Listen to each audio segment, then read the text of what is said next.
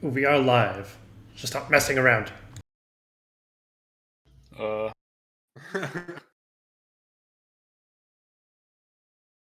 Onomatopoeia. See, there we go. Wow. Finally, getting back into it.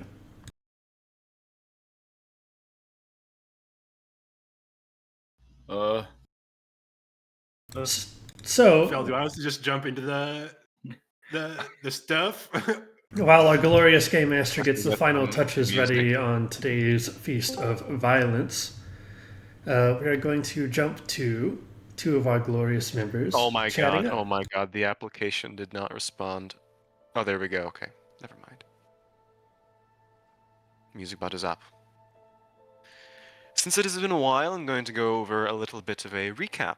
Previously on the Stained Glass Lands, we're currently in the city of Estelheim, the northernmost peak of the SGL, in which the party got some answers and some further directions on what actually brought them together and the mysteries around the SGL that they're slowly getting themselves involved in. The group of you managed to get yourself involved with a tournament that is occurring tonight. Sort of a union of the seven great powers of the SGL. Sort of a celebratory commencement or a festive approach of things on the evening of the rekindling of the war between the Stained Glass Lands and the invading Orm Throne Empire. You are representatives of Rook of the Sky, a character from the Shimmering Sands who has offered to aid you in certain aspects of the Sands in exchange for ensuring that some of the other competitors in this tournament do not succeed.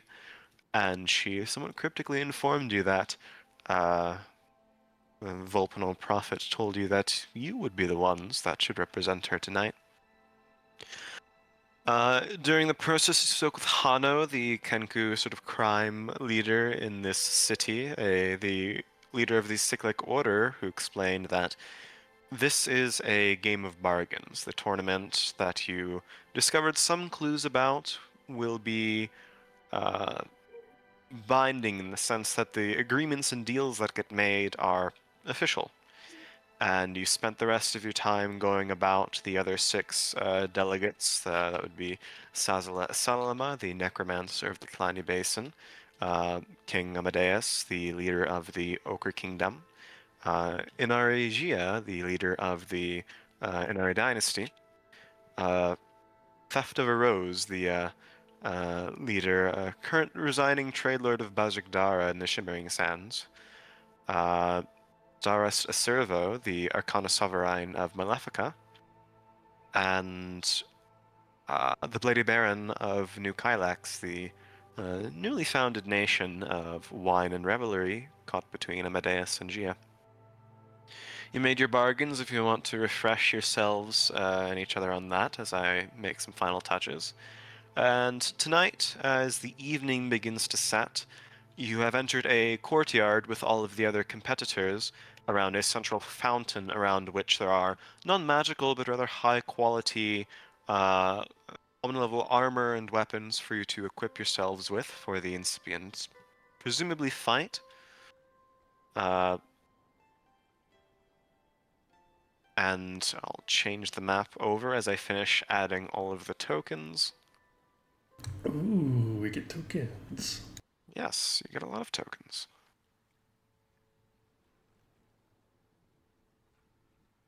Oh my gosh. You can place yourselves on the right side of the map. And we A couple will... tokens indeed, my goodness. Yeah, this shouldn't be in this arrangement. They're not that dispersed.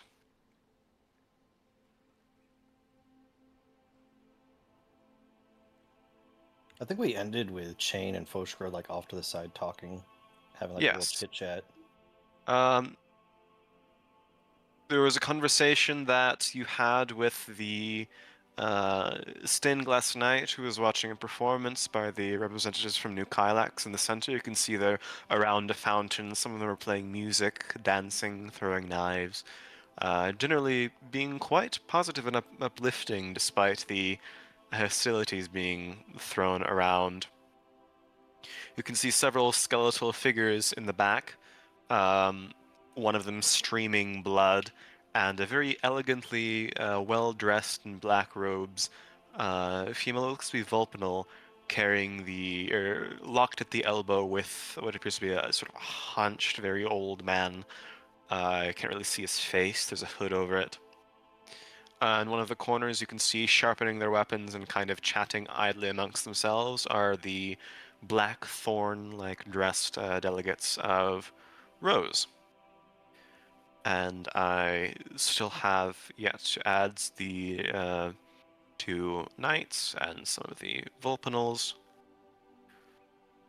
But those are the people in this place tonight.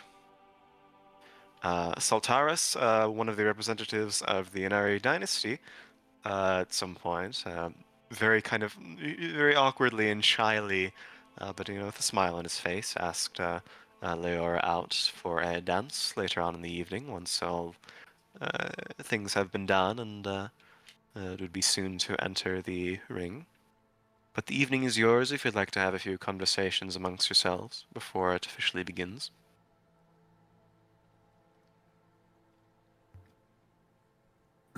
Yeah, I think after talking to Foskra, Chain would find Lorenz. I think Lorenz had gone to talk to the Vulpinals. But Chain will... yeah, briefly. Yeah, Chain will go find Lorenz to talk to him. Hey, Lorenz. Yes? Okay, what's up? I've been thinking, how...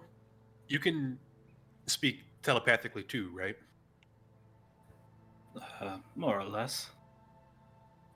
How does it work? Like, do you set up a connection with someone and then it's like a solid thing, or is it more like a temporary, in the moment? No, well, first I have to see them, and they can't respond back. I can only talk to them.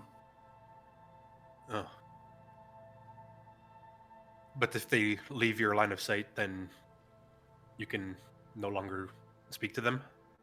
That's right. Hmm. Unfortunately.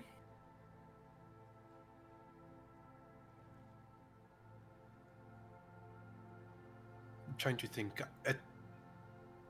I can, at least for the moment, I can only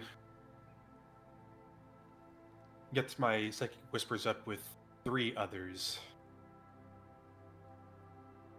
And so I'm just trying to think if we need to plan quietly, like if there's groups around, and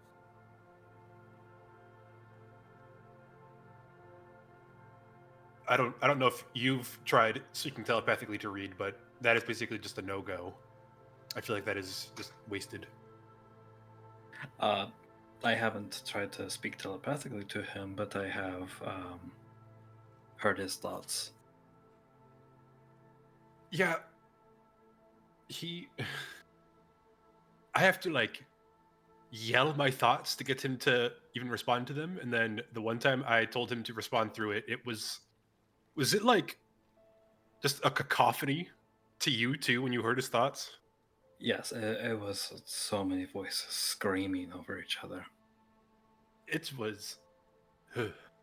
So, needless to say, I will refrain from doing a psychic whispers with him, but I'm trying to figure out of you, Fenton, Foskra, and Leora, because I can only pick 3, who would be the best. Because I guess my thoughts are I could do Fenton, Foskra, Leora, and then you can speak telepathically to me and I can disseminate information, but then I can't get any information back to you if I can't speak back to you through your link. Yeah. Well, if I was part of the link, I could transfer whatever you need to say to anyone else who's in line of sight.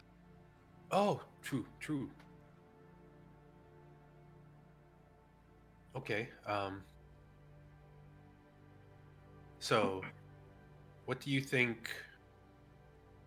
I set up the link with you, Fenton, and Leora, and then you can rally information to Foskra.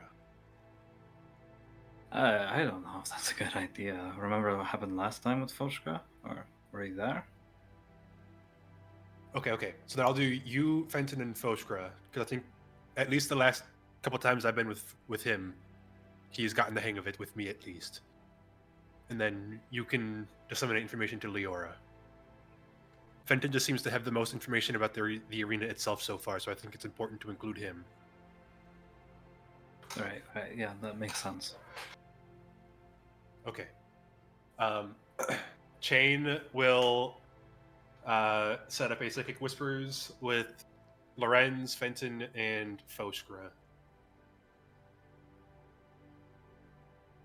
Users connected to channel. That'll be for 4 hours at least. And then Hold on, Psychic Whispers rumble? Sorry, mumble? What was that TeamSpeak?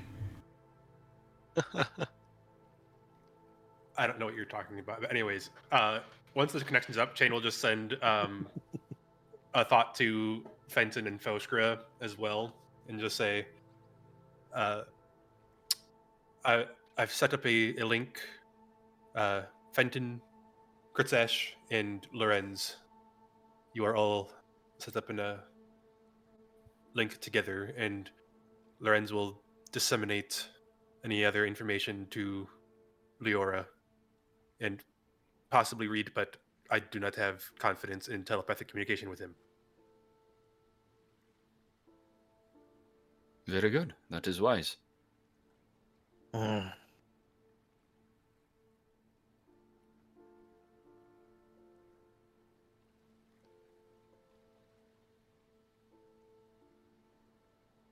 All right, that's all that Shane had. All right, the tokens are up. In the center, you can hear the faint music flowing from an individual wielding a violin. You can see a tabaxi dressed in furs, muttering spells with her hands, but the violin itself dances in the air, whittling out music. Next to her, laughing, sort of jolly, is sort of a hulking, large, blue-ish lizard folk, probably an aquan of some kind.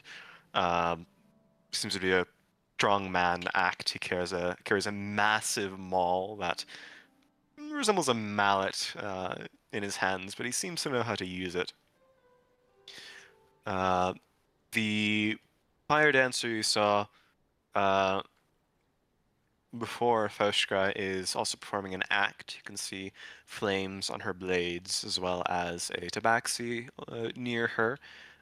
Seems to be a sword swallower. You can see him toss what appears to be a scimitar in the air, and it lands inside his throat as he's sort of gaping up at the sky, bends down, removes it with a flourish.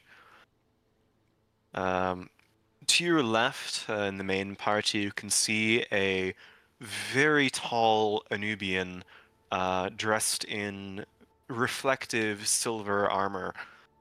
Seems to have a rag in one hand and is running it kind of absent-mindedly over his shield, which you can see in the center is hollowed out to have a mirror within it. There's an encampment of Vulpinals carrying their sort of purple and yellow banner, keeping mostly to themselves. You see Sultar speaking with what appears to be a commander dressed in very ornamental armor. The Maleficans in the back are sneering at everyone, pretty much.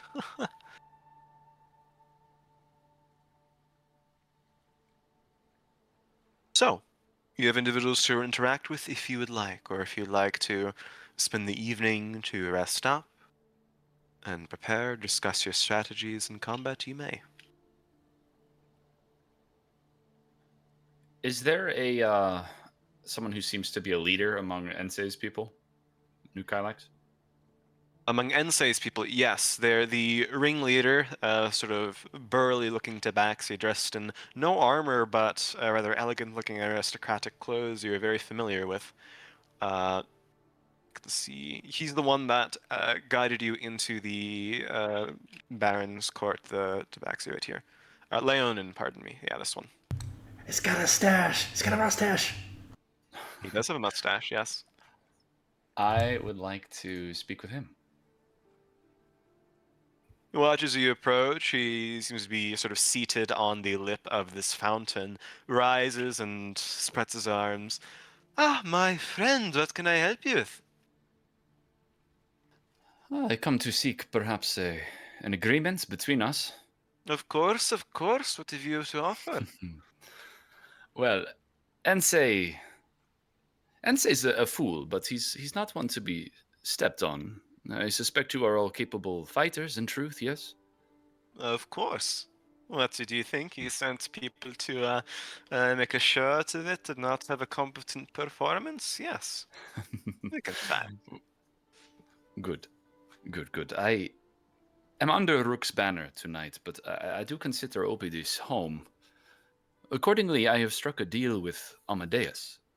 And as long as Gia does not defeat him, New Kylax is to remain an independent nation after the war between the Okra Kingdom and the Anari. To read between your lines, you're proposing we, how do I say it, prevent Inari from kicking the 2 knights. I mean, what kind of person sends only 2? Yes, I understand your drift. Good. It is certainly in your best interest. I would say it's a larger victory than New Kylax could have expected or asked for. Well, it would be fitting for the ship to sink while it is playing its favorite music. That is at least how Ensei described it. I suppose he must have, but let's not expedite it if we don't have to. I'm sure. In that same spirit of camaraderie, were you by chance able to uncover any secrets or clues pertaining to the tenement? I was told they are out there, but How did well not do you find know much. your symbols of magic? Fairly. I have Fairly, studied. so you're an arcanist. Well, we asked around, dug about in the sands, and apparently, he kind of looks around. I'll give you a little secret. There are 2 ways of going about it, from what I've heard. One is with combat, the other is with more entertaining means. We don't intend to fight unless we need to, but if you and your group wishes to engage in some more combative activities, then the path is open to you. Fighting is not Interesting. necessarily needed, but it would be good to have a blade at your side, if you know what I mean.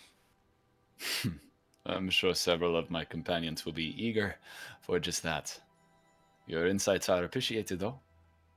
Of course. And you are? Ah, forgive me. Fenton Tenobo. I'll extend it. Ah, I recognize the name. Korlingar. He extends his hand to shake. Do I recognize the name? Roll me a history check with advantage since you are from Opidus.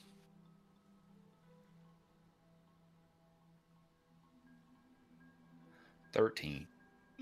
Not bad. You've heard of him most likely in connotations of the Baron's personal entourage, the people he rolls around with on a daily basis, but he seems to be one of the higher-end bards of the city.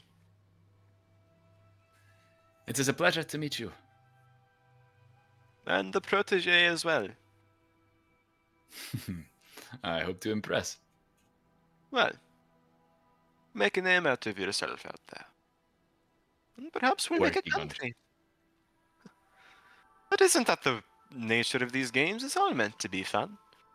It gives you a wink. Fun only at the best of times. Well, I'll maybe do not take care. participating.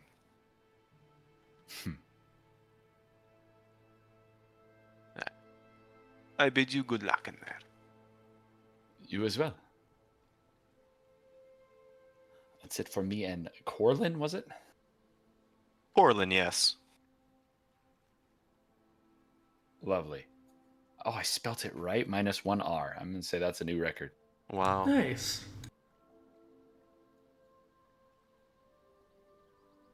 The Nubian seems to be watching you quite intently, but not. The group intently, but not making any motions to approach. That was the Mirror Knight?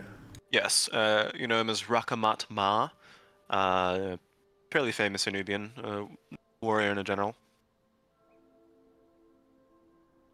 He was in the notebook of, I believe it was either under the caves of the Tlani Basin or in one of the places he researched. There's some anecdotes about him. Yeah, I we think learned a bit of his history. Ensei might have told us that story, actually. Or not Ensei.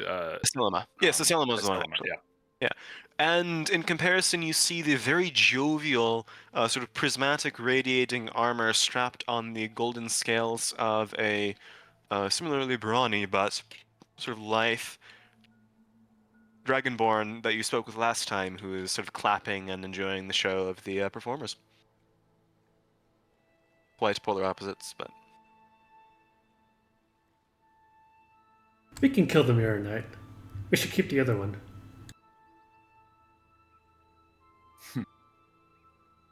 Readar looking for Excellent pets. insight. Fashkra, you can see the Minotaur from the entourage of the Shimmering Sands stand, and he wields a large, kind of bardiche-like hooked polearm that he uses as a walking staff as he makes his way over and stands before you, kind of leaning on it. You can see sort of a bunch of golden bangles on his face, ornamental horns. Gaudy and ostentatious, but seems to be competent. Stares down at you for a second. I look up at him. You're the lizard folk that represents Rook, yes? That is correct. What kind of bargain has she offered you? A different path to a different future.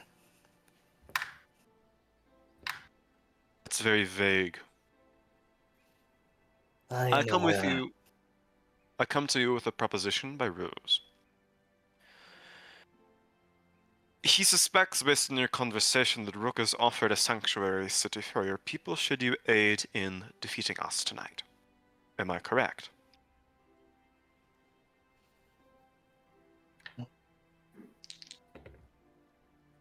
That is correct, yes. Then I will make a counter-proposition. We will give you one now. One of Rose's cities, upon the completion of this tournament successfully, will be given entirely over to Ignan control. Without condition, unquestionably and immediately. I am sorry to say that your Rose cannot offer the city that would matter the most.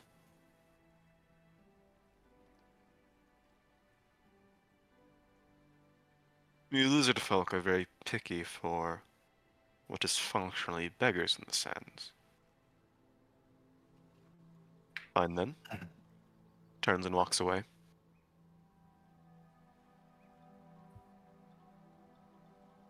So Fashkra just speak to this huffs, tail slapping against the ground in irritation. individual here.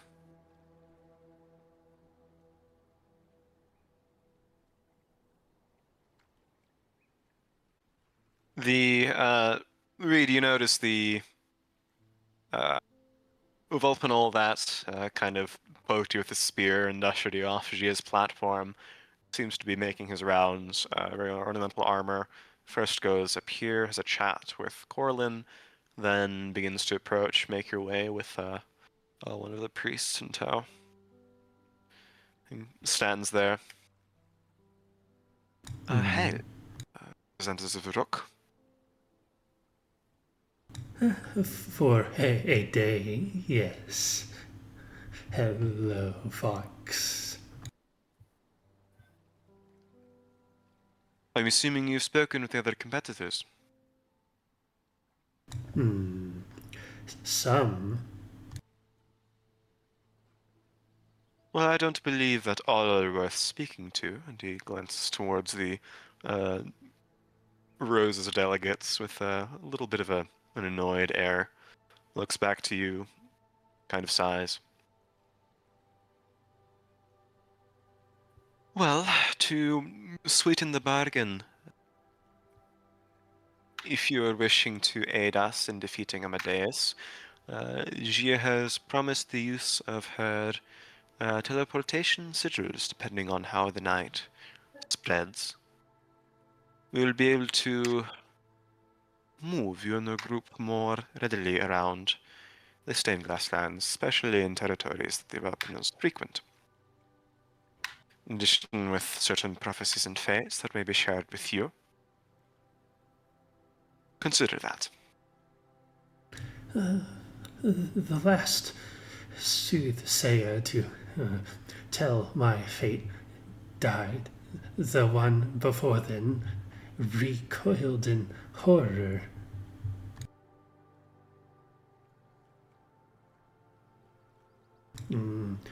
What you propose is nothing but entertainment for me. Leonis doesn't need to gain use out of it. I simply offer. If you do not accept, then you do not accept. But it has been made.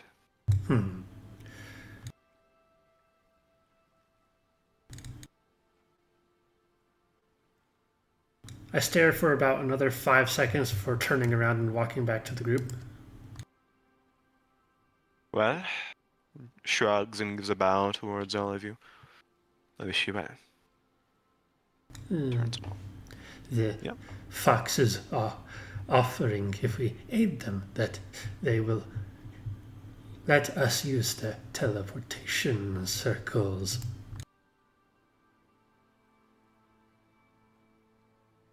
Where do they have teleportation circles? Wherever the foxes go frequently. Well, considering our next stop is Ochre, I don't know how helpful that would be. It'd be helpful once we're out of the Ochre Kingdom.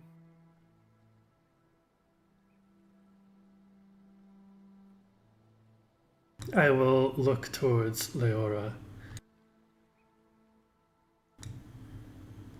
Will your part in this journey take us back into that place?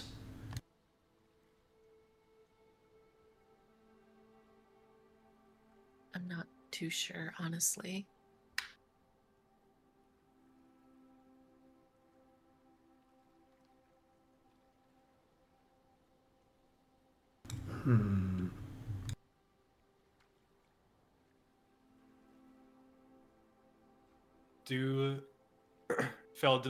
Would Chain know if the Vulpinals have teleportation circles in the Twin Blades?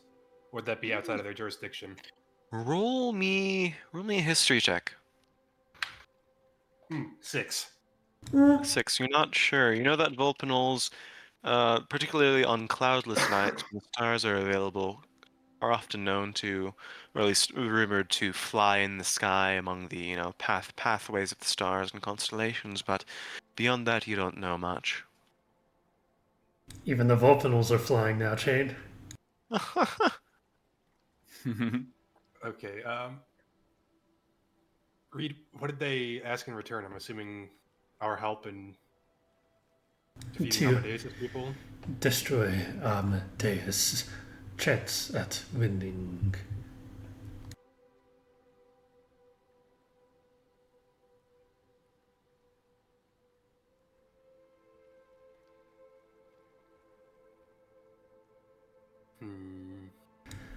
You may make your decisions. I have no willingness to play these little games when a much grander one is about to begin.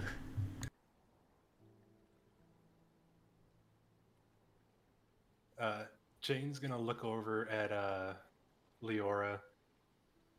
I'm gonna go try and see if I can't get more information out of them. Do you want to come with? Yeah. Yeah, I'll come with you. They may be a little more willing to share information if I'm there. Jane will come on over. You can see Saltaris give a smile and wave from the back, but Miss Tazo Mese, the current leader of this expedition, gives you a warm regard. Yes, Kenku? I came regarding some more information about your offer. Of course. What exactly would you need for us in terms of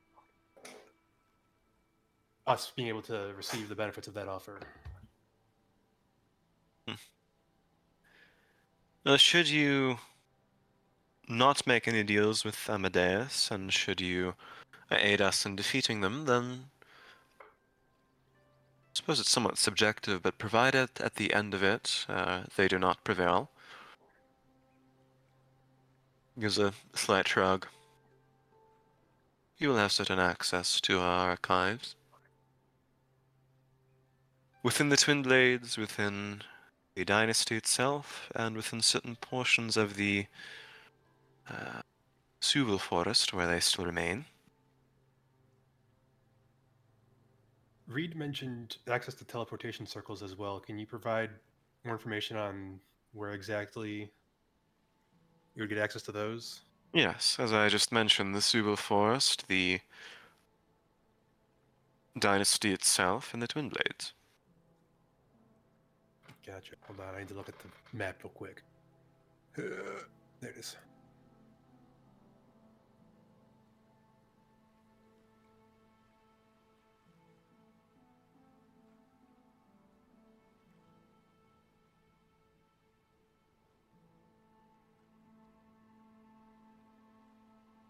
So, as long as Amadeus does not win, then we would get access to these archives and these teleportation circles?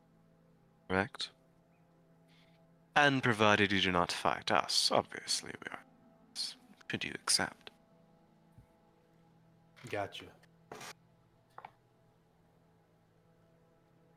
I will take this back to my group, and we will discuss.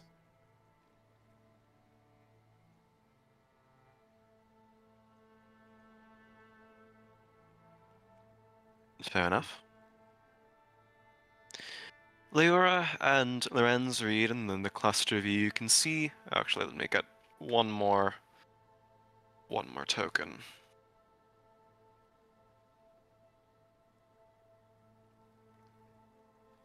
You can see the very elegantly dressed woman begin to approach.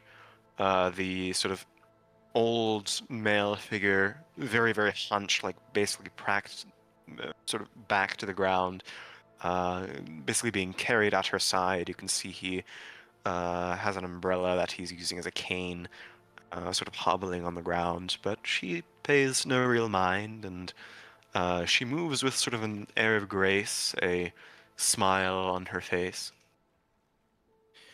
She glances towards Lorenz and Leora and says, "One little fox under the sky so blue, up ran another, and that makes two. Friends, I may be of use to you."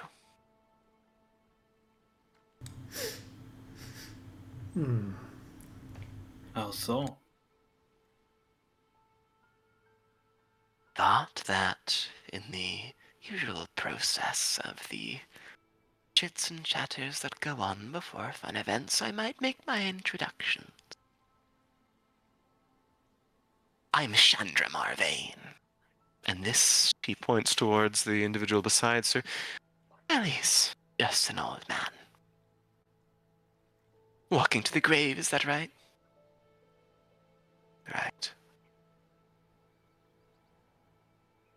Anyways, You can see she has a rather interesting staff. It's kind of like a lamp post. It has a Oh hooded my lantern goodness. dangling from the top of it, like kind of almost like a candy cane-like nature, made of sort of black wood.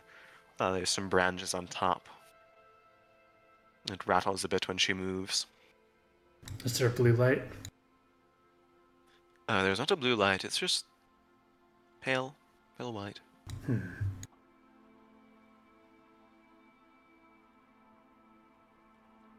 If I may inquire, what other little deals have you made with the other welcome guests to this evening affair?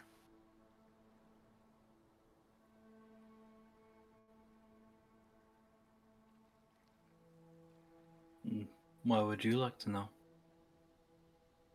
Perhaps make a counter-offer, you know? Give a woman for being curious. A little bit of gossip never hurt anyone, didn't it?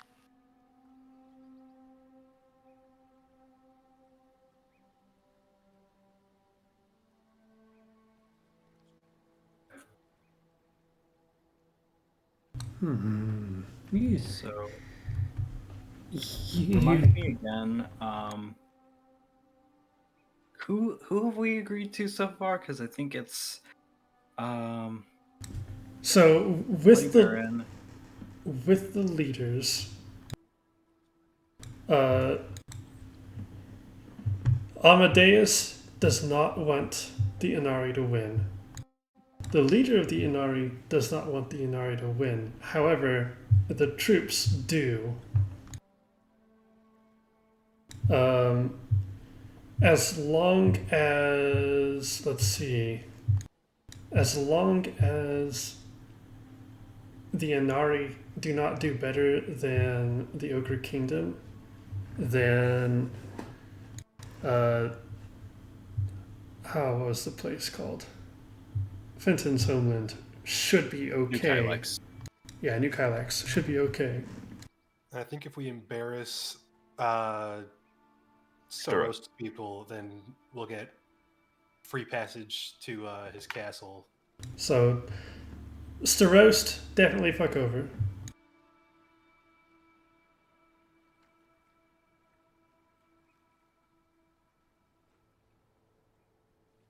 So ideally, it would be like us, either New Kylex or Amadeus.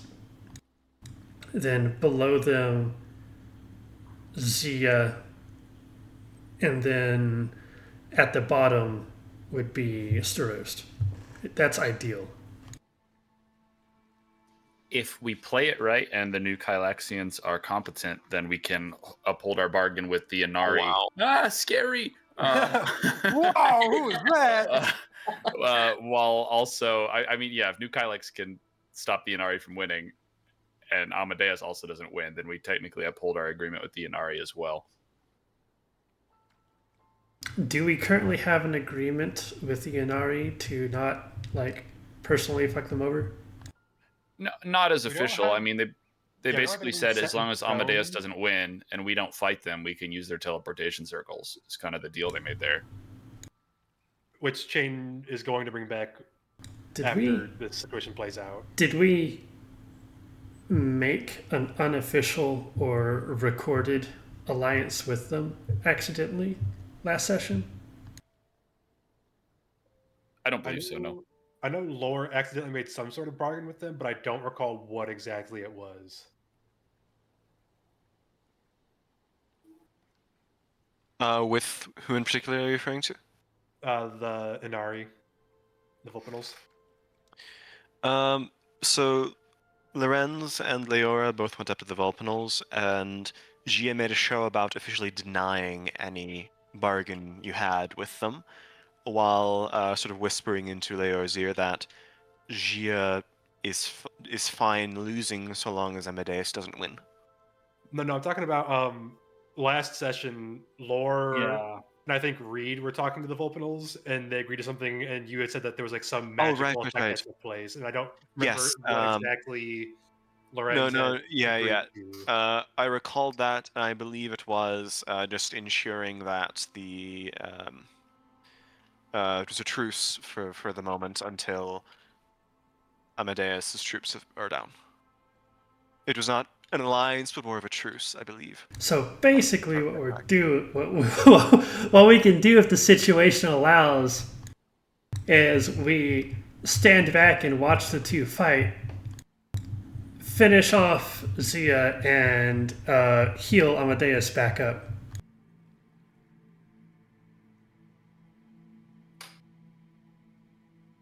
Because once Amadeus' two troops are down, then that's the deal done.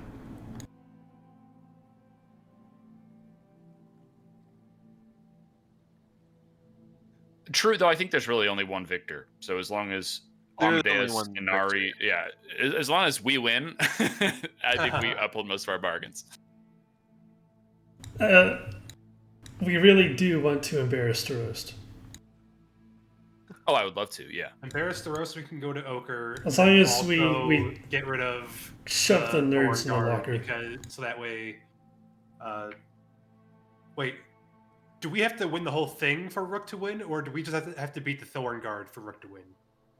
For Rook No, to win, we- you just have to beat the Thorn Guard, yeah. Gotcha. So Yeah, as long as Rose does not prevail. gotcha. So we need Starost and the Thorn Guard to be at the bottom.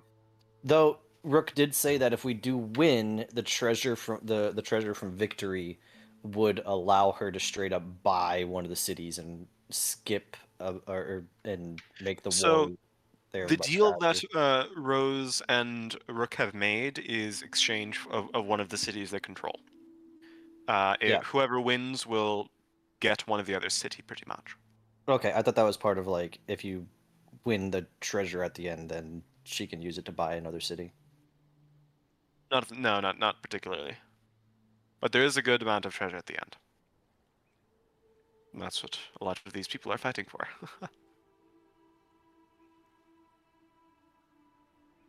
All right, so Rose just has to be in the trash with Starost.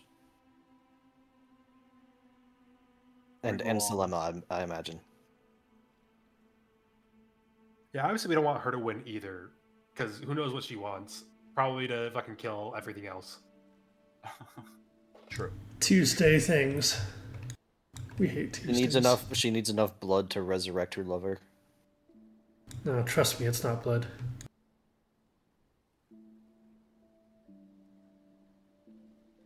All right. What's the plan? Do you wish to interact with any of the others? You can see not much has changed. Most of the others have made their rounds with each other. Conversations have been had. Things seem to be quieting down. Change to come back to Fenton, even though he can talk to him telepathically. Technically, only Soul knows about that since Chain talked to Soul telepathically, so he's going to try and keep it secret. But he's going to come over to Fenton, but then have the conversation silently through the psychic whispers. So,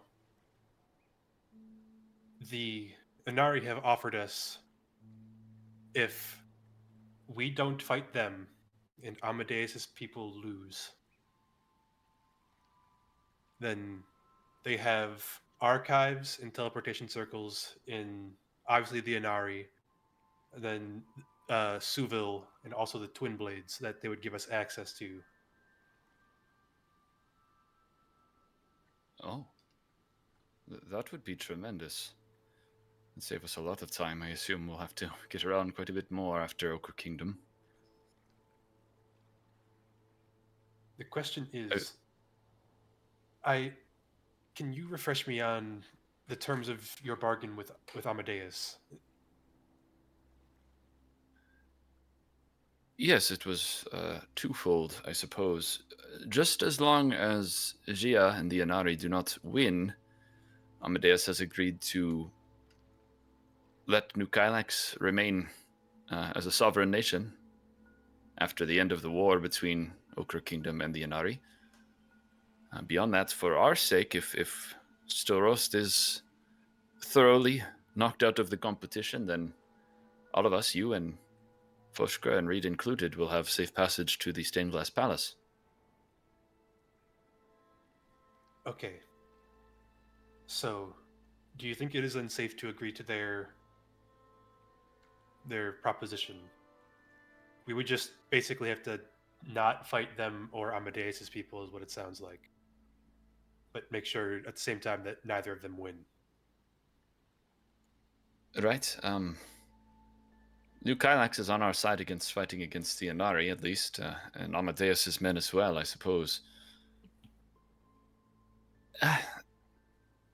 We'll try our best. I'm afraid that either we will have to fight the Inari or Amadeus's men could end up winning. Neither would be the end of the world if Gia is on our side at the end of it all, but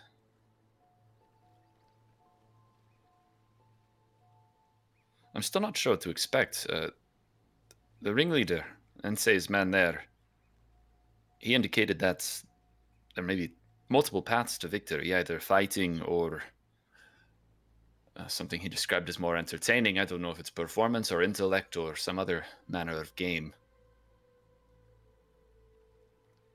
Well, I'm not great at performing, and I'm not exactly the brightest.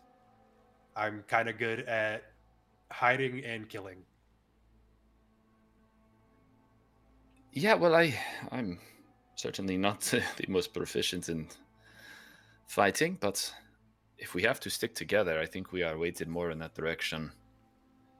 If we're able to cover multiple tasks at once, though, we do have some good brains in this group as well. Brains. Do you think I should try and see if I can't get the Inari to help us with either Starost's people or Rook's people? Because those are definitely the two, I guess, most important. Rook's people, obviously. Roses? Rose's people. So that way, Rook wins. That's bargain. That helps the Ignan. And then Starost also needs to lose, so that way, me, Fitzash, and Reed can actually enter the Ochre Kingdom to go to the castle.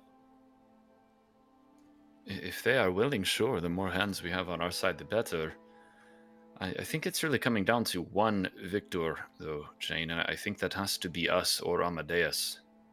Perhaps Ensei, although it seems less likely.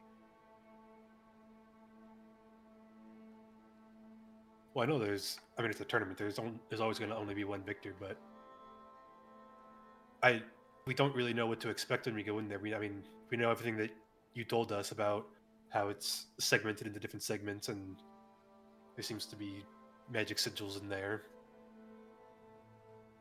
But I don't know if is it just going to be one big brawl where it's going to be a clusterfuck, or are we, is it going to be more of like a potential labyrinth type situation? I mean, if it sounds like there's going to be some sort of performance part, then it sounds like it's not just going to be a wide open arena. We will see soon. I think we have to be ready to pivot to whatever direction might come to us. If we're able to get more clues before then, maybe the Inari has something to offer. Perhaps, if you are willing, Jane, you could even eavesdrop on Starost's people or Rose's. They are truly our direct competition. I'm curious if they've allied with one another or if they've made other partnerships. I can attempt to eavesdrop. Is there one I should try over the other, do you think? I suppose Rose's people. We need to win that competition for sure, for Rook's sake.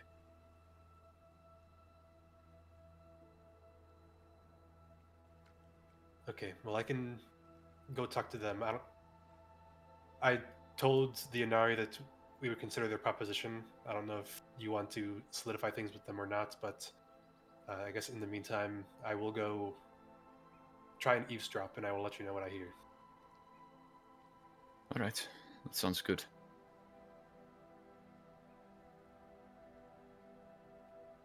All right, what are you up to? Jane is going to try and stealthily kind of come over and hide over here to try and eavesdrop either here or like in these bushes here to try and Alright. eavesdrop on Go Rook's ahead people. and give me a stealth check. Rolling against 50 perception checks. That's going to be a 22, and it can be higher if I need it to be. You need it to be. Okay, then I will roll a d8. 30. 24. 24. You seem to be mostly unnoticed as you start creeping your way through the crowd and going under the bushes, and you can see the group of sort of very nicely black-clothed individuals from the sands conversing. In common, fortunately, since you hear Draconic emanating from the Maleficent corner, but they mostly seem to be taking bets on who will last longest. You can see Albinus speak with what appears to be a woman dressed in sort of flowing beige clothing with two swords at her side, joking about how the carnival people will just be cut down like grass, pretty much. Seem to be a bit mostly concerned about the group from... Actually, give me a perception check first. Perception. 21. 21, yeah. You can hear that their main concern is the individuals from Tirisaz. They seem mostly concerned, what appears to be the Arcanist, the woman in the beige clothing, mentions that there's something odd about the man at Chandra's side, and particularly about the staff she carries. It's not usual.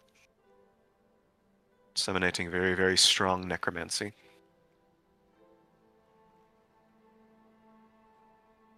Gotcha. Chain is basically like live commentating on this through the Psychic Whispers connection as he's hearing everything.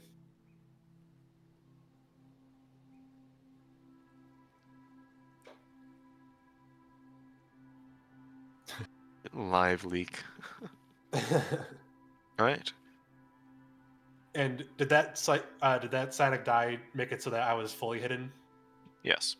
Okay, so You can also see the Golden Dragonborn sort of very merrily kind of waltz up to the individuals from the Shimmering Sands. You can see his golden tail kind of rattling behind him, pushing on the ground.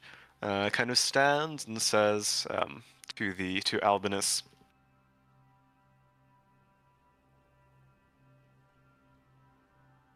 I didn't fucking know that Rose dressed his people in this. What the hell kind of clothing and armor is that? What, are you being out paraded in some sexual display of. What the hell is that? You can see Albinus kind of look at this somewhat inebriated Dragonborn and says, I have no interest in speaking to you. And the Dragonborn says, well, I have no interest in hearing you speak, and decks him right in the face. Woo! Yeah! Oh.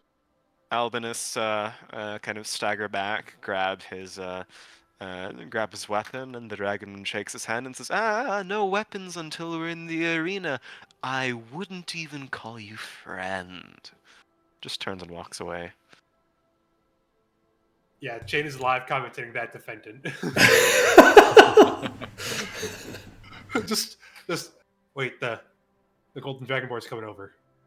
He called them sexual deviants or something? I don't know. Oh, he just fucking hit him! Well, we have more allies against Rose as well, then.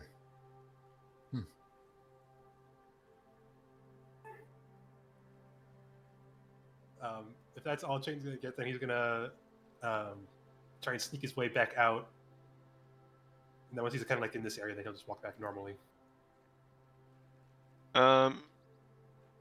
Does the are you being stealthy on the way out? From here until he's like in the crowd of people, then yes. Okay, roll me another stealth check. 28. Oh my goodness. You are unseen.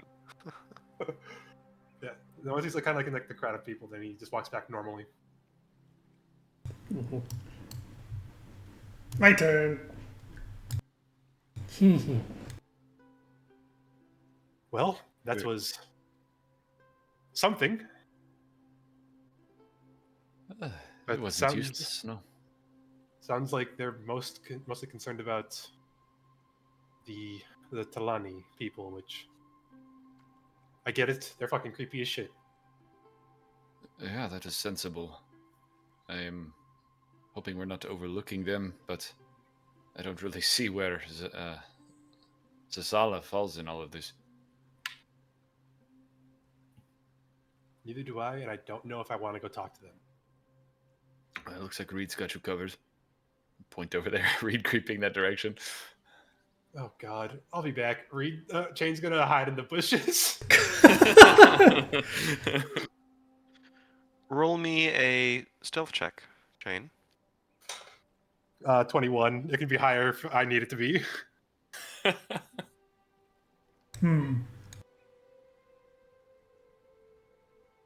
hear this faint aura of whining.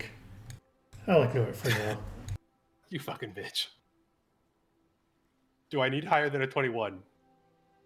You do not. Okay. Whew. I'll walk up. You bring many memories, but not the scent of the streets of Terrasaz. Will you indulge in my questions? Oh dear, of course I will answer your questions. Is that not what I am here for? She kind of laughs towards the man at her side. Ask away, my friend. We have all night, don't we? Do you dwell in one of the towers? Of course.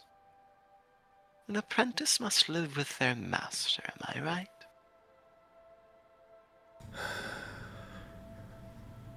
But I don't affiliate myself with the creatures in the din. Let it be unto words of myself. Do you share the same purpose as the snake?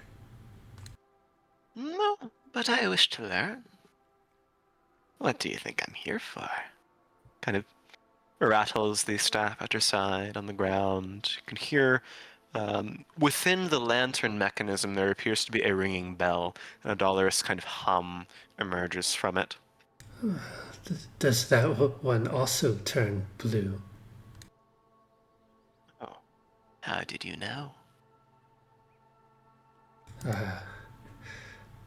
I've encountered a few.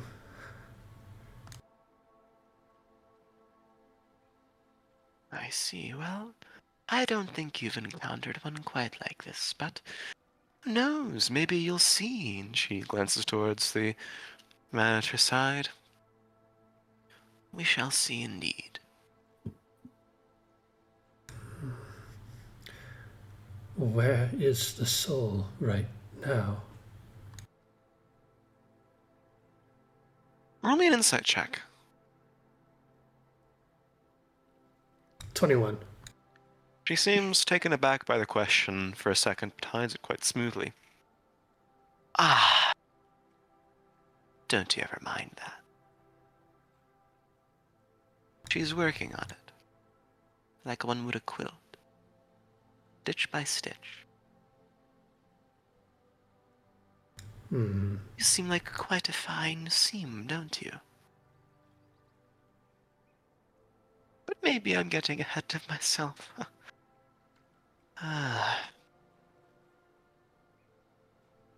If I may ask a question, can you scream with that throat of yours? Or does it just spill out? What spills out is the scream. I see.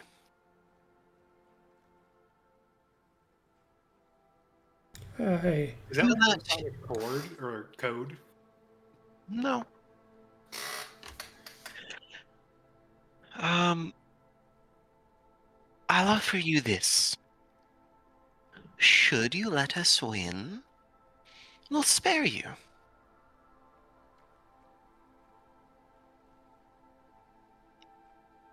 She's quite good at the magic she conducts.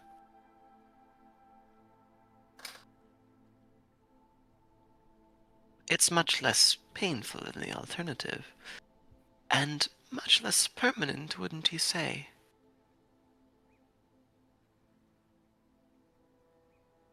I have already met with Zazala. I can see that. She curls into a grin and glances up and down at your rotting body. And I have already been appraised.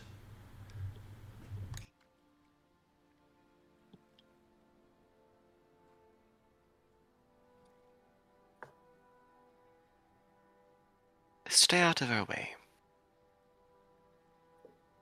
My poor friend over here, he's quite weak. But he won't be for long. I wouldn't want to meet him when he's had his fix. I'll take a look around. How many other people are in the tournament? Oh, that's a lot. Oh shit. There should be 42, but Amadeus isn't sending more than 2, so 38 in total, including you. Yeah, I'll finish looking around and I'll look back and say, I understand. We cannot reach a deal, but if you wish to continue the kindly act, perhaps we may barter more questions over tea sometime.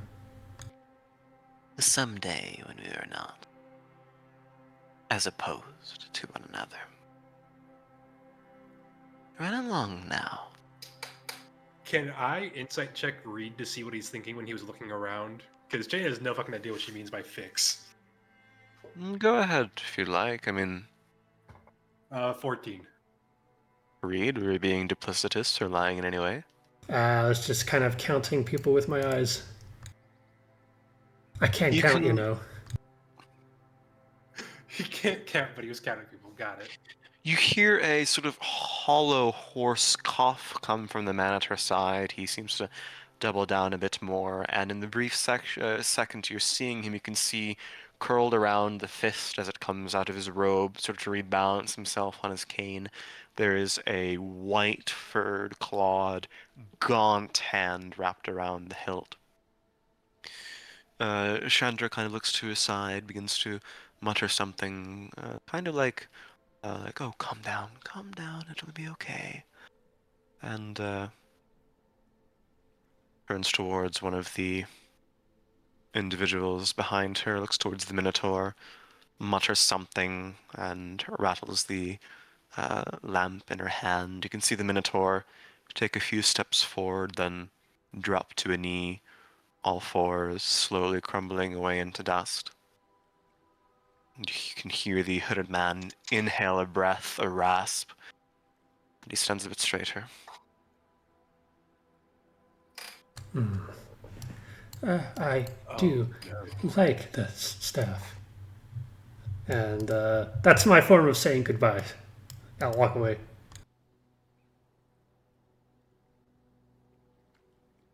And Chain is going to try and sneak his way back to Fenton. Roll me a stealth check. 26. Oh my gosh. Jesus Christ. Okay. I have a plus 11 Birdie. to stealth. All right. We love our rogue. And off you are. We're doing rogue things. All right. Sorry for it being a bit of a late start.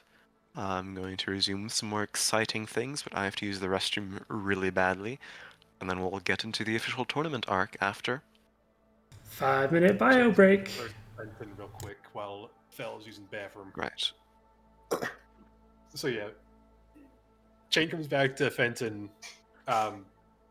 He was basically doing the same thing as the last time, where he was basically live commentating it. He's gonna come back and yeah, so we might want to move on Sazala's people first, especially that fucking hooded guy. That is concerning. Necromancy is an art I am completely unfamiliar with, but I do think the consequences of her winning might be the greatest of all. At the very least, I feel that we need to take out that hooded man first. Because she said that once he gets his fix, that it sounds like that's basically game over. And considering that he seemed like he was about to kill over, and then one of the other undead crumpled to dust, and then he was fine afterwards. I don't want to risk him feeding on anybody else's souls. This is supposed to be the non-lethal arena, and I would like to not get my soul sucked out by some undead fucking thing. No, you are right. You are right for that. I agree.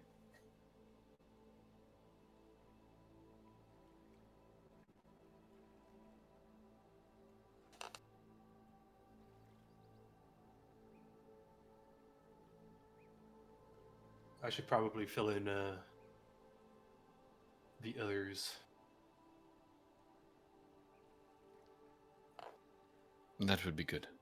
If we all go in on the same page, at least we know what our next objective is, then whatever this tournament holds for us, we can act quickly. I think time will be essential.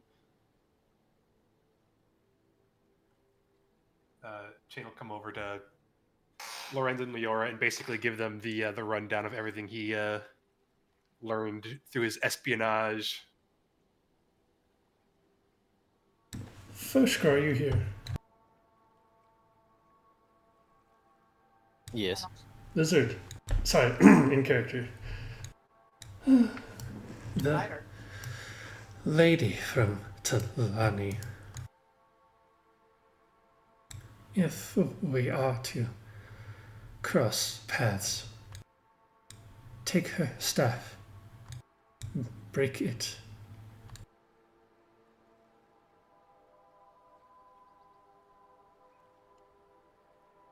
If I get the opportunity to.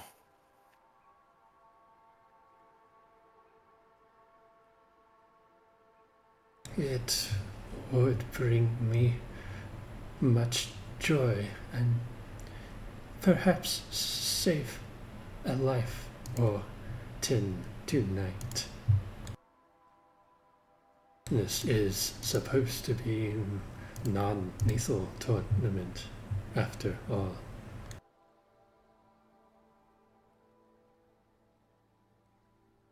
Hey. Oshka just kind of looks at Reed and kind of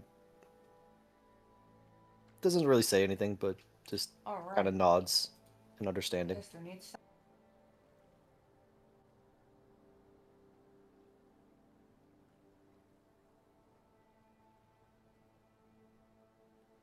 There is a booming sound as the double doors to this chamber opens wide, and floating midair in the atmosphere is the performer, the announcer you saw, again with the wand pressed to his throat, this very elegantly robed dragonborn affiliated with the Lyceum, and he booms out to the rattling of leaves and shaking of stones and pebbles on the ground. Champions and competitors in this privileged tournament that you represent, come, gather yourselves, prepare your weapons, your elements, your remedies, your spells. We are about to begin. The crowd is raucous and roaring. Give them a show. Turns and gestures for you all to filter in. But first, I would like you to choose your starting vantage point. Mutters something, and around the glyphs in the circular fountain, you can see the carnival individuals step back, kind of in amazement. A replica of the arena begins to emerge. The walls protrude from the staircases, kind of inverting. The base sinks, and where the circular center is, there are now two pillars standing. The stairs that normally led up now lead down, kind of representing the bleachers, and there are 7 markers, appear to be flags representing each individual nation, sort of peppered around the arena in a circle, kind of like one of those sliding puzzles. There are grooves in a circular arrangement around it, where you can essentially place your flag anywhere and it will stick. I'm going to move to the arena itself. Choose your starting location. Should it be a fight with another group you are willing to make, then, well, you may start. One by one. Please, make your mark.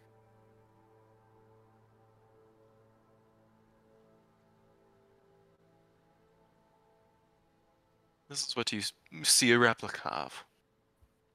There is Oh, that's There is- massive.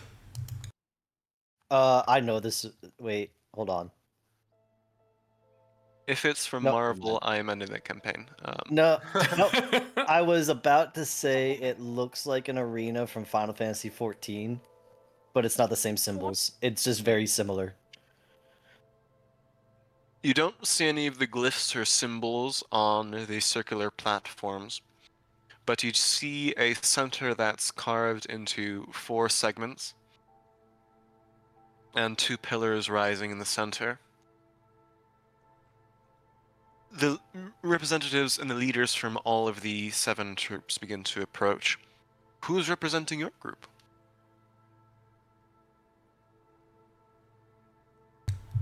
Who would like to be the strategist here? I think Fenton probably knows the most about what's Fenton? going on in terms of the arena itself, and then also having the most information about all the dealings going on. All right, Birdie, step up. So, first off, congratulations. Second off, my condolences. Seems to You be the can way of see- things around here. The Minotaur of the Shimmering Sands, the female white dragonborn, sort of carrying a large sword in her hands, from Lefica. The 2 individual knights kind of bicker for a second before the prismatic one steps forward. Tasso Messe from the Volplanals takes a few steps. And the ringleader, the elegantly dressed Tabaxi, joins Fenton a second later around this table. In the meanwhile, Leora, I can hear a voice kind of beside you, and Sultaris is standing there. Says, well, it seems that we will be fighting eventually, but the Calaxians are still playing their music, so... Extends a hand. She would smile and take his hand. After you. Begins to dance slowly in the faint violin. He's not the most experienced with dancing, and he's so very clearly shy, but he's pushing through it. And there's a smile. Pity on the poor boy.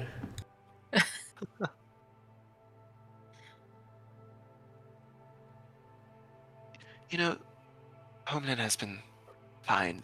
We've been missing you around the temple, the academy, but you were always better than spelling it than I was. But got quite good with the halberd, so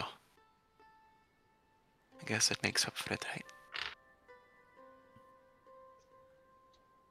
I miss seeing all of you. Day to day, doing mundane things. That's what you end up cherishing, is it not? It seems you found new friends, so...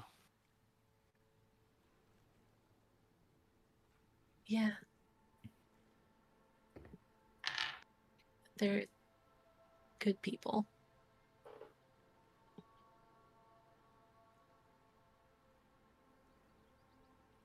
I You'll try. make your way back sometime. Don't worry. I hope so. I'd like to show them around. Well, you're always welcome. Wow.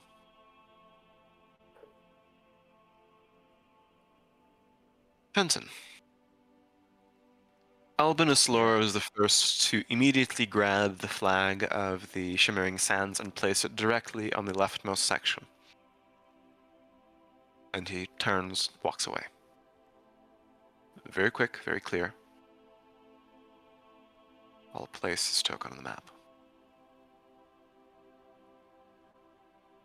Now, Fel, I did see these symbols Yes. previously. Do I know what school of magic he just placed himself onto? He placed himself directly next to the abjuration when it goes in alphabetical order. Abjuration, conjuration, divination, enchantment, evocation, illusion, necromancy, transmutation.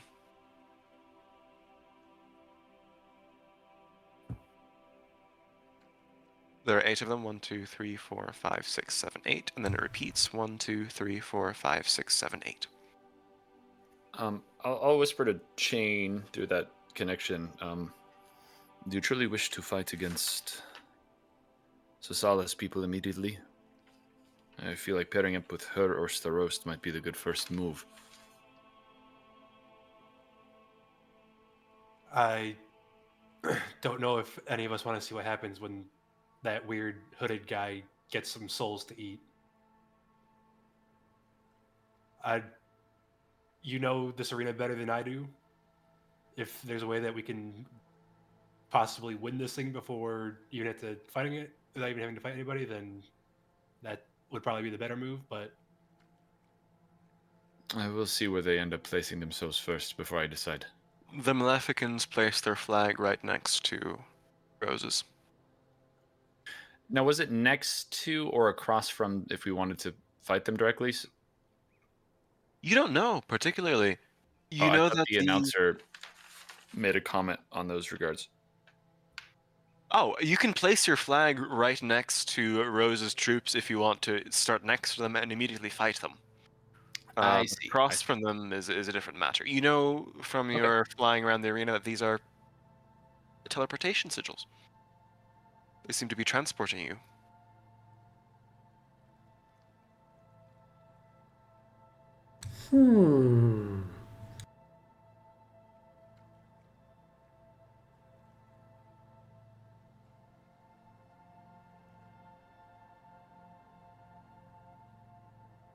So very interesting. The individuals from New Kylax, the ringleader, shrugs to you, Fenton, and says, "Well, in for a penny, in for a pound," and places his flag near the top right of the arena.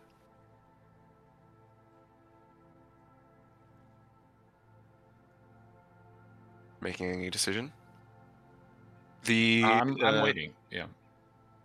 The main conflict that appears to be going on is a stare down between the Tazamese and the Stained Glass Knight.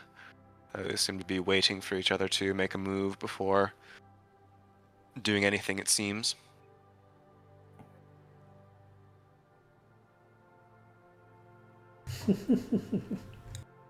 You wait another hour. Quite possibly. Chandra slowly places her right next to one of the necromancy symbols at the bottom left.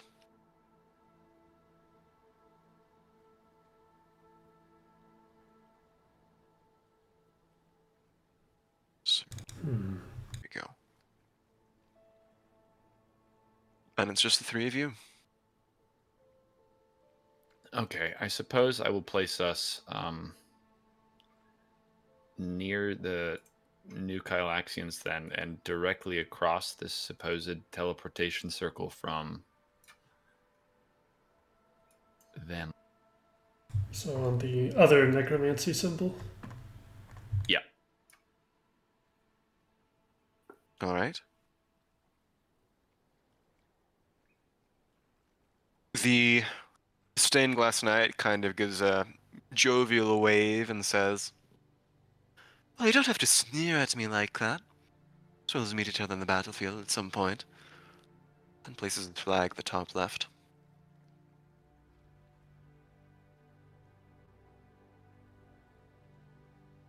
And him, along with the Mirror Knight, are going to be there. Tazo doesn't even deign him with a response, and places his own flag on the opposite side.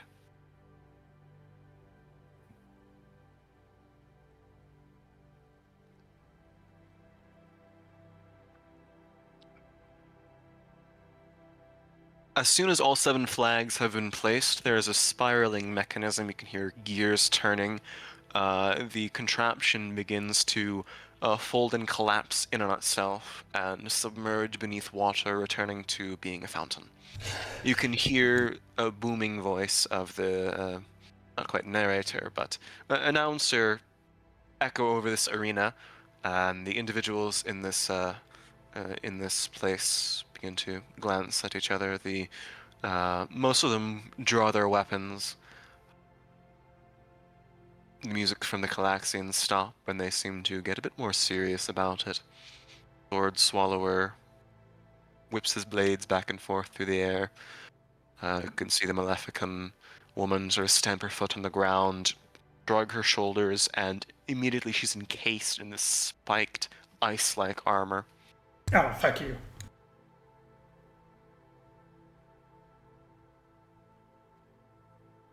And the announcer says, "Victors of this arena, come out, enter your respective chambers, and you will be transported to your destination by the powers that be.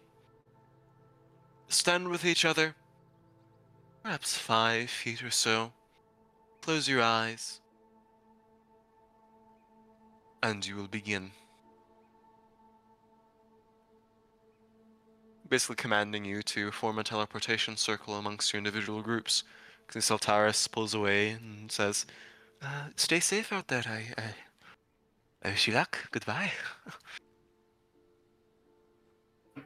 Gives a shy wave and scampers away.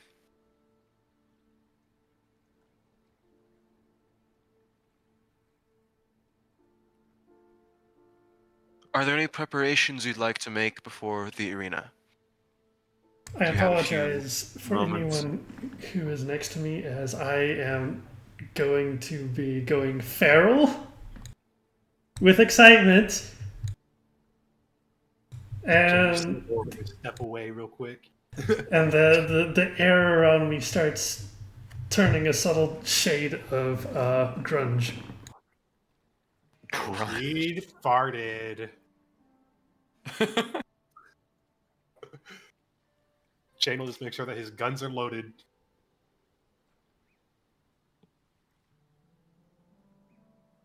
And that his rapier's at his side. Pizza.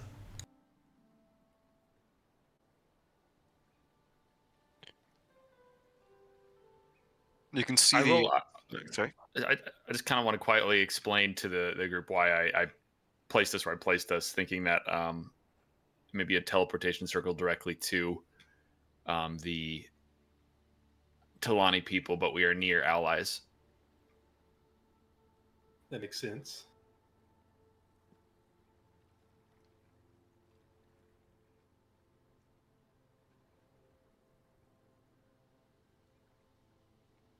You can see the other groups forming their circles, sort of gathering hands with each other, and one by one, with sort of a flash-like instance, they dematerialize from this waiting platform. I can see a few spellcasters up in the ramparts presumably members of the Lyceum, casting what appears to be a teleport spell in nature. See magical ley lines emerge from the place where you place your flags, sort of wrap around them, and as soon as the 6 of you gather, pair your spells. If there's any mage armor or any gear you want to grab quickly beforehand, then you may. But once you're in, you're in. I counterspell. No, you don't.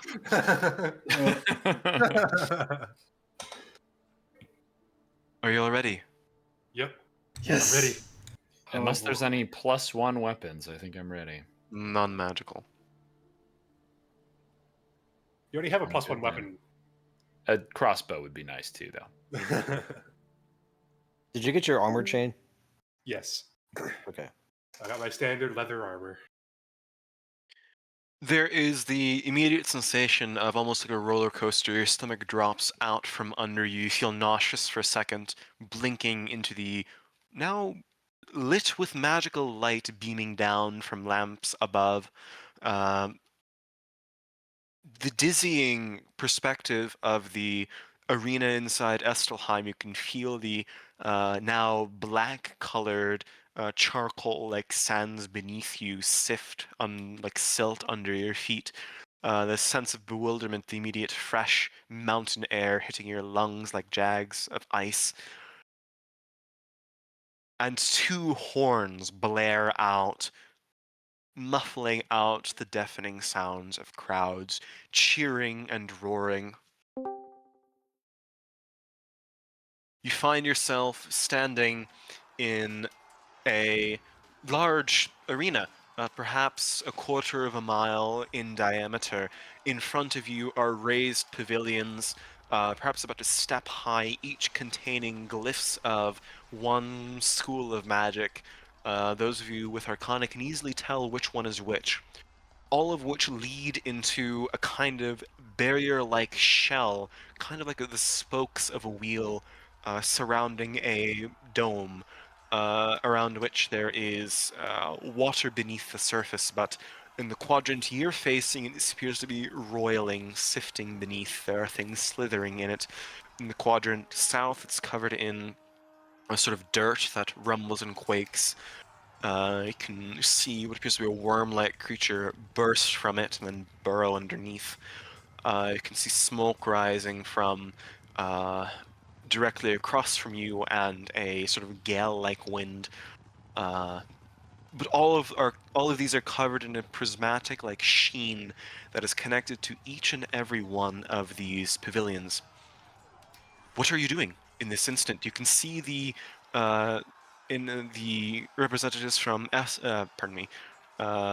from Ensei, the circus-like caravan have rematerialized not what 150 or so feet from you. They stand, they meet your gaze. There's a brief moment of tension, but the ringleader barks a command and they begin dashing towards the teleportation circle here. What are you doing in this instant? What are you doing in the moment? What's the plan? I guess gonna dart for the. At least Chain's gonna start darting for the thing, unless anybody. Do we doesn't- want to dart for the teleporter or let them come to us if that is how it works? I mean, we don't know how anything works. We don't know. Roll me. There are roll me mechanics a here that perception. we're not sure of. Absolutely. Roll you a what, Phil? Perception check. Actually, it's easy enough that you probably wouldn't need one. There are kind of like bubbles floating everywhere above the stadium, glass containers in which you can see multicolored terrains, different sort of magnified, zoomed out pictures of something, about 16 in total, floating up in the atmosphere for the arena to see. It gives you the impression they're teleporting you to something else, not across from the arena. So if How we very step into interesting. necromancy, we will be in a bubble themed as necromancy. That seems to be the case. Oh no. Best to try and get it out of the way, I guess. Unless we want to go. This one's the transmutation one, right? I mean, we can go there and Shane can have a horrible flashback. Yes, the one closest to you is necromancy, and then this is transmutation. The new Kylaxians seem to be going towards the evocation one. Okay, we drop in, and I will say, it's not what I thought. These teleporters seem to be taking us to those pocket dimensions. Perhaps the first two complete the most tasks wins. I'm unsure. Necromancy or transmutation is just a bit further if you're more comfortable. The other undead party is near the other necromancy portal. Correct.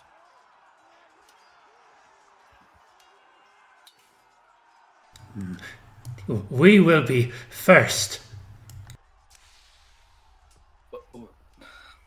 Is that a good idea? Will they not have an advantage with this sort of magic?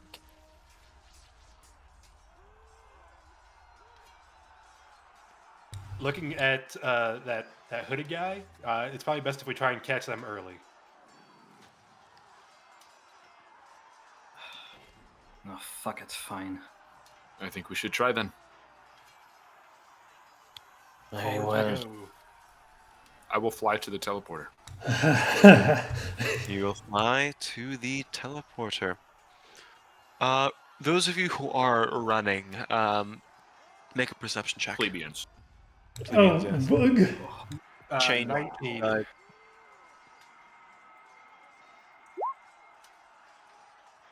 Foshkra and Reed, you can see from across the arrangement of the Vulpanals down near the south of the arena. They don't run, but what appears to be a formation, sort of a star-like nature surrounds Tasso Messe, who draws a bow that begins to be infused with this blue starry light from the constellation that appears to be written in the ground between the physical locations of these individuals here.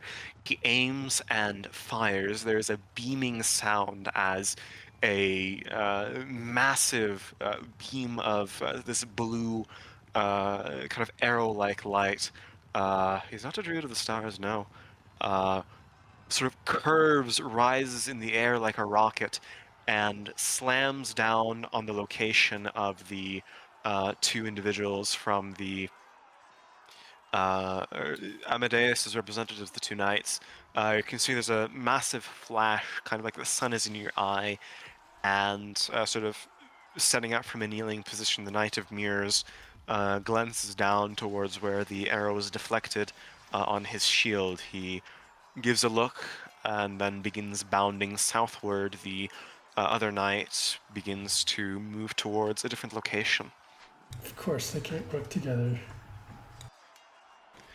The individuals from Malefica and from the Shimmering Sands, both in unison, come towards this sigil here. Calmly, the Man and Chandra shamble over towards the other necromancy sigil, and only after everyone else has popped into their individual teleporters does the representatives from the NRA Dynasty move to theirs. But as soon, Fenton, you're the first because you can fly. You enter this necromancy sigil and touch down. You're transported away. Similar conjuration, sort of lurch in your stomach, warps around you, and you find yourself standing with no indication that you're in a bubble, but in a misty, sort of blue, green, black hollow. Around you there are graves. You can smell the sort of scent of fresh, upturned earth bathed in rain as a dark, misty hollow greets you. And soon, one by one, as you dash your way over towards the circle, Fenton, you can see popping around you are all of your friends. Seafell, I thought I'd give you an opportunity to give us a Halloween session before next week. Wow. I mean, you chose necromancy, so Mm-hmm. change the music.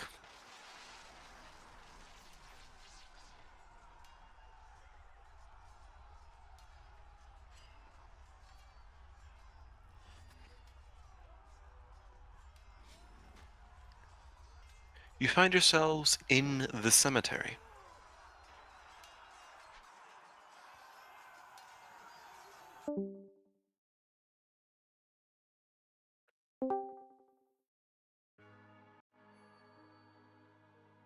I'll take you to a different map. Ah, my old house. Time to put Reed to bed. Finally. Tuck him in with some nice dirt. Oh, it's still moist. That was a word choice. I like mulch. I don't. But there's quiet in the air. You can see you're on a raised hill in a circular, a rather large, perhaps 200 feet wide, divot in the ground around which is surrounded by hills. And you can see there seems to be some kind of barrier preventing further sight. There's a misty kind of fog wall behind you. There seems to be a chapel to your left, and scattered graveyards and moss pathways. It's dark here. Quiet. Are we supposed to be on another map right now? Yes, I'm supposed to get some ambiance up. I was about to say my map didn't change. Yeah. Yeah. Yeah. It's just ambiance. It's not a combat one. Sorry, Reed. Woof, woof, woof. Moss. Good, I needed some healing. I heard dog. Hell, doggo.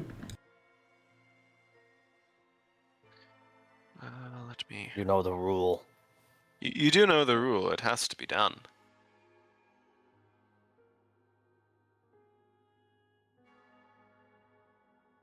Yeah, she's outside. Boo.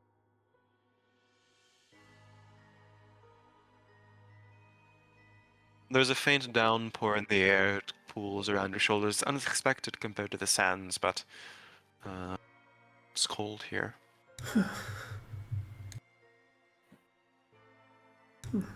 You are on a hill and a slope. There is a chapel nearby, but seems to be leading down kind of like a funnel into a central location in this place.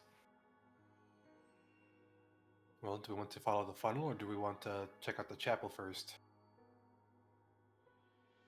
Let us explore what potential here. I feel it. What should you do? Alright. I guess sounds like we're moving towards the chapel to investigate that first for any hints or clues. Do these graves have any markings or text on them, or are they purely there for decoration? Roll me a perception check. No more investigation, actually. 18. So proud.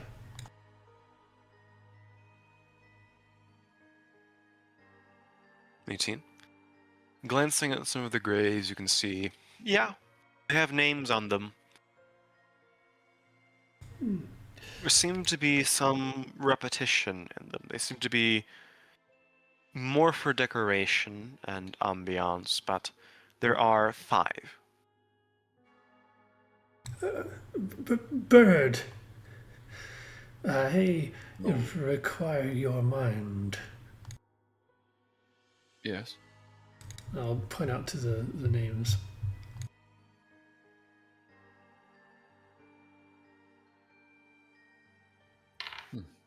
Do you see anything useful?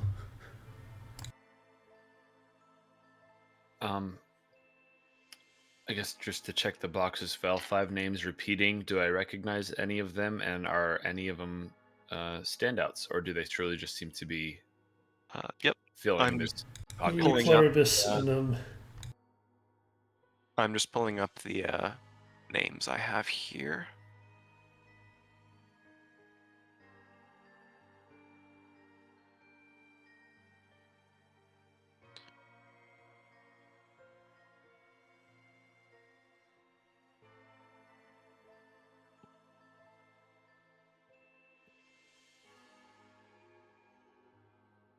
Fenton looks really, really hard at the graves. I just have a massive document. I can only imagine. Forgot his reading glasses.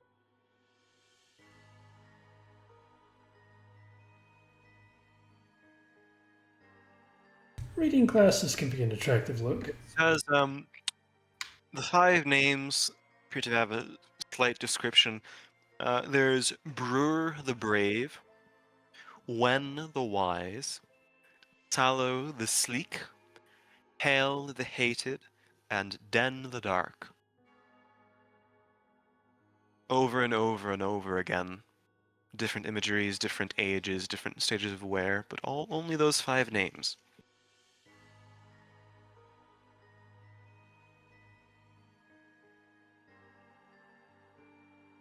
I'll take note of them and suggest we keep going. Perhaps it is a necessity to find one of these in particular.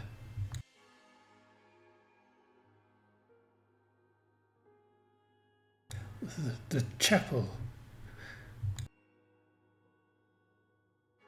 That is likely where we'll find more information. I can only imagine. Making our way over to the chapel. Yep. It's a small thing, only a few different benches, different. So there's a raised pylon and one of those, I forgot the name of it, but where books are laid out so people can read. Lectern? Lectern, yes, a lectern at the front. Who's entering first? Chain will go first. You take. Sallow the Sleek, Den the Dark. Thank you.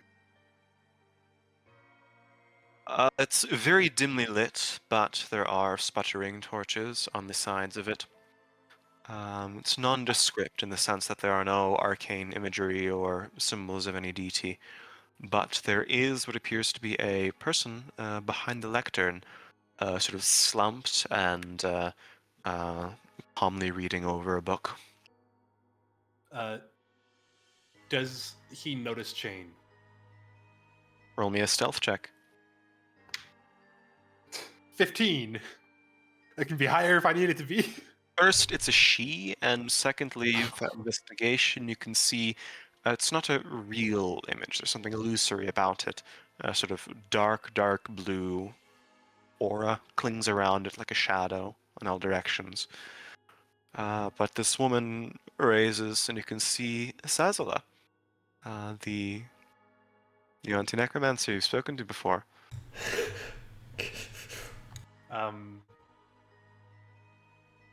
Does there to what Chain can see, does there appear to be any sort of traps or anything? Roll an investigation check. That's a 10, but I can make it higher. I mean, that's up to you. I'm not telling you. I'll try that anyways. 17. Ooh. 17 doesn't appear to be trapped inside this place. But this vague, illusory image of Sazala says, "Be wary of the weeping tree within this trial." You cut out. What'd you say? Be wary of the weeping tree inside this trial. Be wary of the weeping tree. All right. I have joined it already. Mind the hangman's noose. She said, "I have joined it already. Mind the hangman's noose." Be So- wary of joining it. Mind the hangman's noose.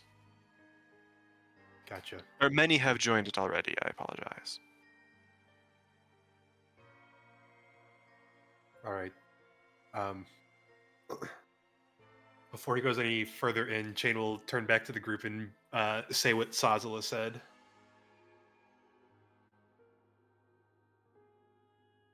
Be wary the weeping tree that is within this trial.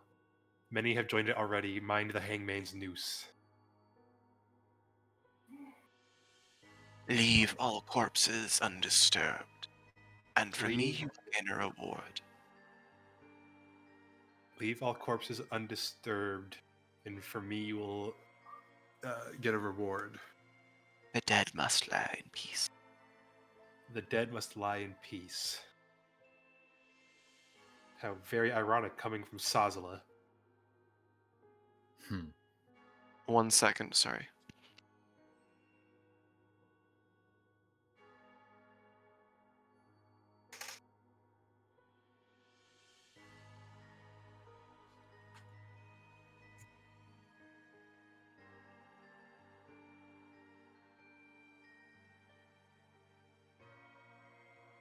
I wonder if each bubble will have their corresponding preceptor there.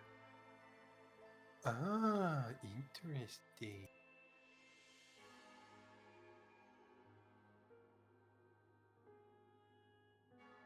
I'm just looking inscrutably. It's an illusion read.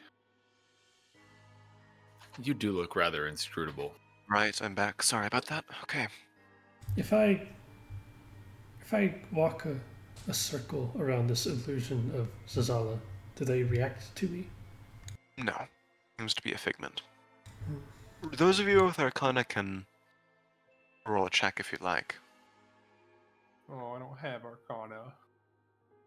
20.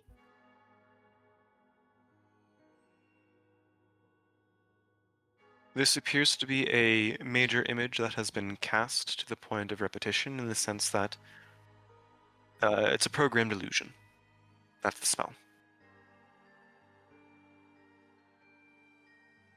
Well, it is part of the trial here, whatever that may be. Sasala was, at the time, the preceptor of necromancy, after all. I'll put my two hands around where Zazala's neck would be. Filters through and grasp at air. Read. Not the same. Let's waste little time, I suppose. We will turn and leave this chapel. And exiting, you can see the mist slightly parts, but not significantly. Do I see this willow that she was talking about? Roll me a perception check. 17. 17, yes.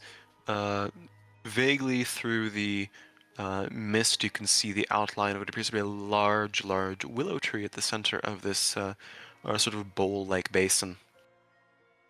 So the funnel is kind of leading us down to this tree. Yes.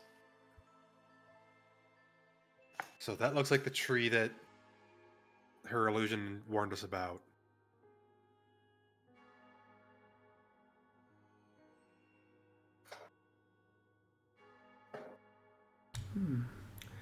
Do not disturb the dead. Beware the weeping tree. Mind the hangman's noose. A lot of don'ts and little do's. I guess We have should to explore more. I was gonna say, should we investigate further down in the bowl? Keeping our distance from the tree for now, yes. What is what you consider a proper interaction with a corpse? Let's not dig up any graves. If they fight us first, we shall see. Is that it? You ignore all the dead?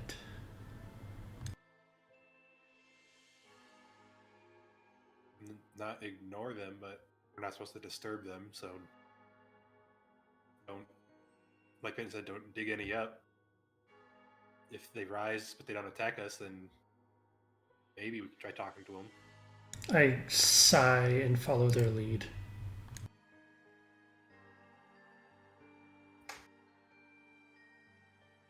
We will have a chance to fight today, Reed, I am sure.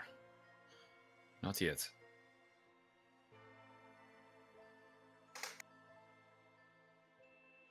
I guess we start to slowly make our way down into the bowl, looking for any clues.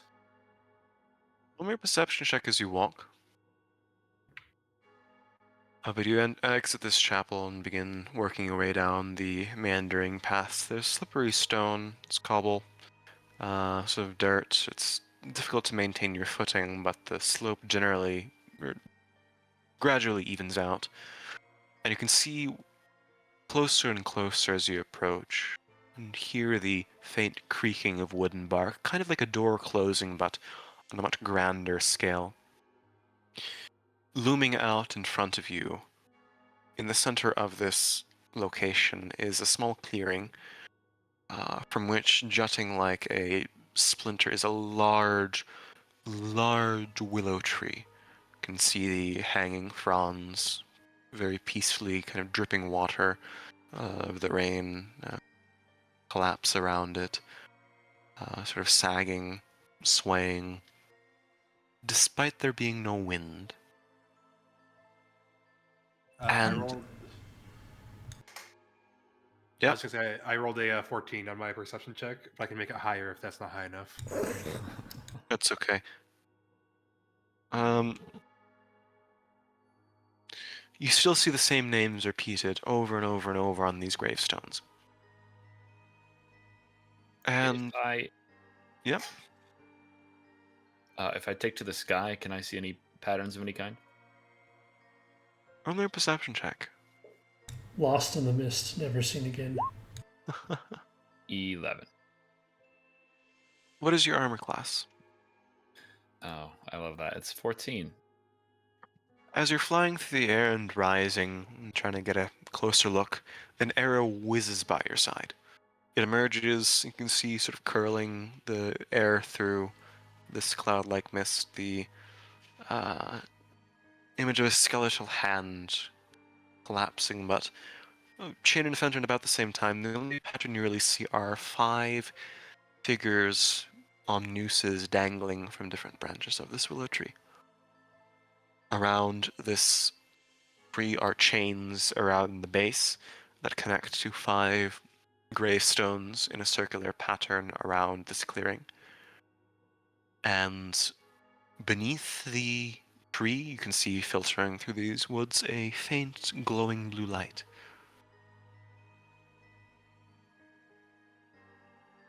Emerging from some kind of object, you're not entirely sure. That's what those perception checks give you. The chains, did you say that they're connected to the people that are hanging or to stones around the tree? I'll give you a little look-see. Oh. Oh. And this is what you see. Ah, white that arrow stone. It's whizzes been a by. while. I will tuck in my wings and just dive bomb back to the ground and swoop down to land. You don't see the person there. That's just the best art I could find. But there appears to be I attack something first. glowing from beneath it. From beneath the tree? Yeah. And I'm so sorry for starting late, but I do have to hop out at this moment in time. Something came up. Okay, you want me to stop the recording here? Possibly, yes, but I'll try to find a possibility for a future game and we'll pick up here. Okay. Sounds good. We have time to think about these rocks and these names and the and these tournament and bodies. all of that. I will catch you all around. Sorry about that. I hope you enjoyed the brief time we had, but more will come for the tournament in the future. Puzzles you see and what kind of game it is? fighting and lore. Oh yeah. Snakes to strangle. All right. You Okay. guys take care. Have a good one. Thank you. All right. Be safe. Well, enjoy. Be safe.